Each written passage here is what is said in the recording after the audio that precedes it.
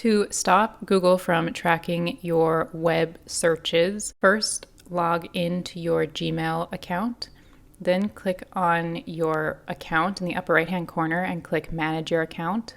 Next, click on Privacy and Personalization. Scroll down, and when you see Web and App Activity, click on that. Here you can control what data about your searches Google saves. So if you want to stop Google from saving your web activity, toggle the button next to Web and App Activity to gray.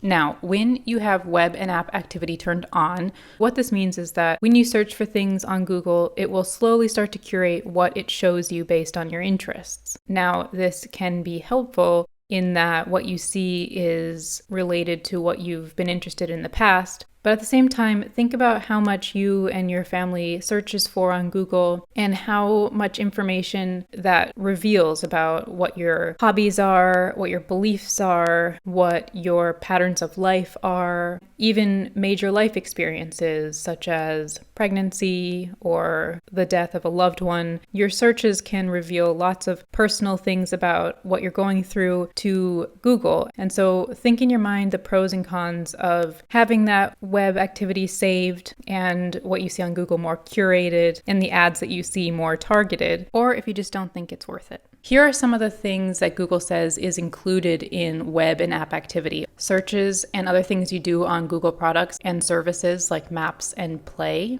Your location, language, IP address, what site brought you to that page, and whether you are using a browser or an app. The ads you click on and things that you buy on an advertiser's site, and information on your device like recent apps or contact names you search for. So this is quite a bit of information. Now, when you stop Google from saving your web and app activity, you may notice that a few things change. For example, your past Google searches may no longer appear when you search on the platform, and you may see ads that are less targeted. This is because while Google is, of course, still seeing what you search for because you're searching within Google Search, they are separating what you search for from the Google account that you're logged into. Now, it's not perfect, but it is a way to blur the picture that you provide Google of who you and your family are.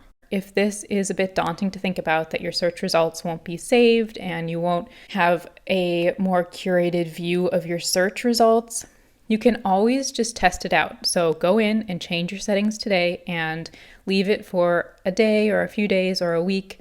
And if you notice a huge change and it's become very inconvenient for you in one way or another, you can always go back in and change the settings back.